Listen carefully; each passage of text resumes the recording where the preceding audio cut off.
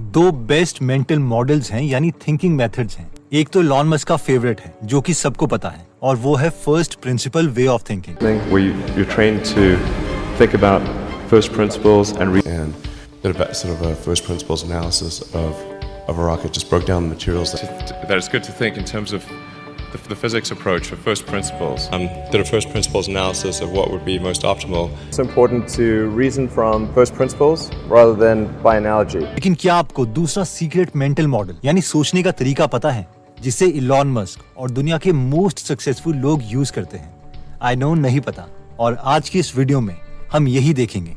So let's start my dear brothers and sisters. हम में से मैक्सिमम लोगों ने द वन थिंग और आउटलायर जैसी बुक्स पढ़ी हैं। अगर हमने नहीं भी पढ़ी तो भी ये 10,000 आवर रूल्स हमने किसी न किसी से सुना ही होगा, जो कहता है कि मोस्ट सक्सेसफुल लोग कम से कम अपनी स्किल को 10,000 घंटे दे चुके होते हैं, इसलिए वो इतने ज्यादा सक्सेसफुल होते हैं। जैसे कि सचिन तेंदुलकर या AR रहमान, जिन्हें बचपन से ही पता होता है कि उन्होंने करना क्या है और इसलिए वो उस चीज में बेस्ट भी हो पाए। लेकिन क्या ये आर्गुमेंट ठीक है? रेंज बुक के ऑथर डेविड एप्स्टीन कहते हैं कि सिर्फ 10,000 घंटे देने से किसी भी चीज को सक्सेस नहीं मिलती, और ये प्रूव करने के लिए ये हमें 5 स्ट्रॉन्ग पॉइंट्स बताते हैं, जिसमें सबसे पहला पॉइंट आता है 1 विकेड वर्सेस प्लेजेंट एनवायरनमेंट।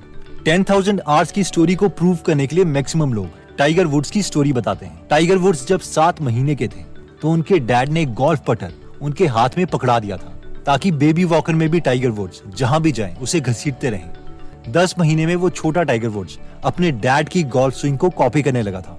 2 साल की उम्र में टाइगर वुड्स नेशनल टेलीविजन में आ गए, जहां पर उन्होंने अपनी स्विंग दिखाई।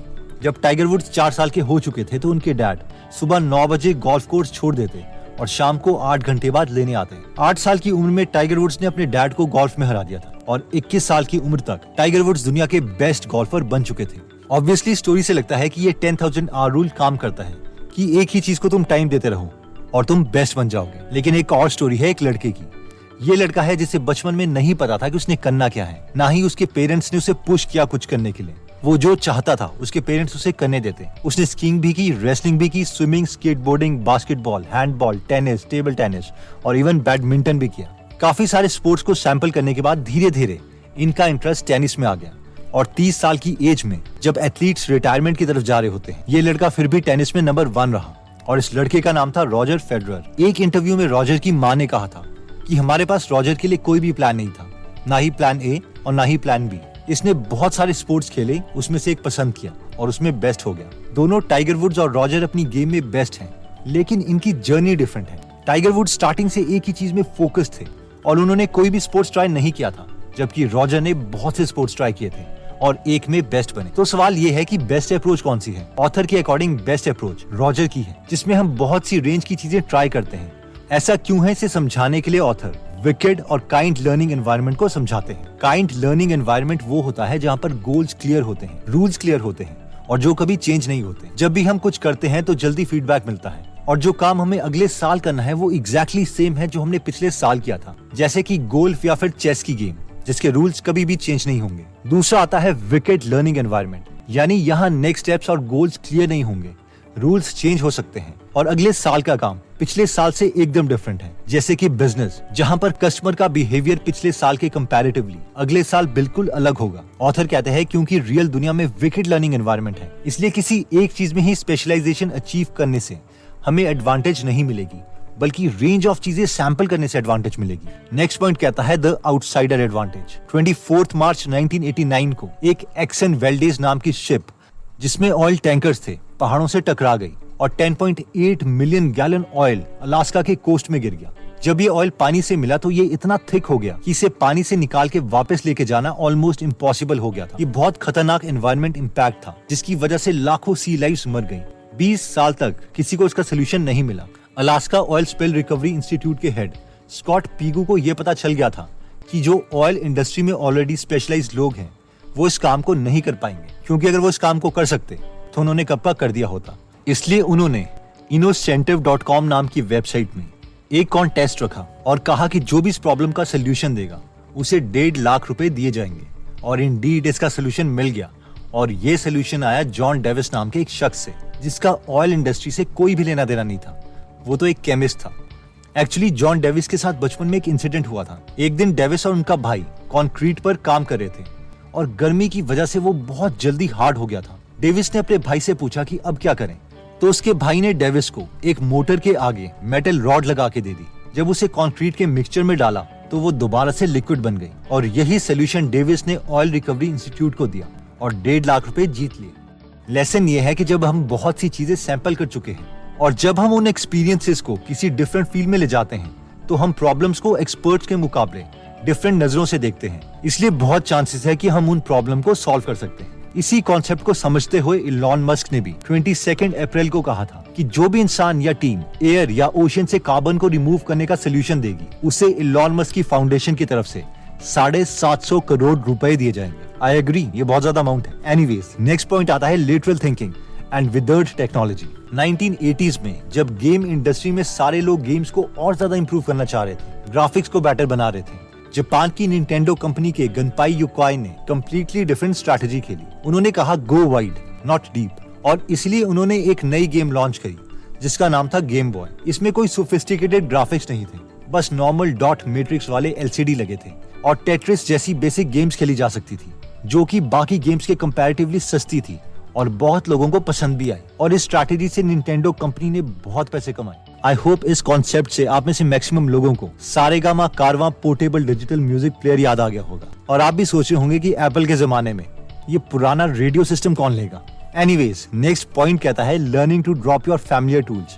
नासा वालों ने मिशन इवैल्यूएशन रूम में एक पोस्टर लगा रखा था जिसमें लिखा था in God we trust, all others bring data, जिसका मतलब था कि भगवान पर तो हम विश्वास करते हैं, लेकिन अगर तुम भगवान नहीं हो तो डेटा लेके आना, तभी तुम पर हम विश्वास कर पाएंगे। ये अड़ियलपन कि हम सुनेंगे तो सिर्फ डेटा ही सुनेंगे, नासा को 28 जनवरी 1986 में बहुत महंगा पड़ा जब उड़ान के बाद 73 सेकंड्स के अंदर उनका स्पेस शटल जिसका नाम चैलेंजर था एक्सप्लोड हो गया और उसमें 7 के 7 क्रू मेंबर्स मारे गए। एक्चुअली इसे थोड़ा डिटेल में समझने के लिए हमें ओ रिंग्स को समझना पड़ेगा। इसे हम बहुत ही सिंपल भाषा में समझते हैं। एक शटल को ऑर्बिट में ले जाने के लिए एक फ्यूल टैंक और 2 रॉकेट बूस्टर का इस्तेमाल किया जाता है और इन दोनों रॉकेट बूस्टर्स में मेटल ट्यूब्स थी जिन्हें रबड़ की सील से जोड़ा जाता था, जिन्हें ओ-रिंग्स कहते हैं। The shuttle was attached to an external fuel tank and 2 solid rocket boosters.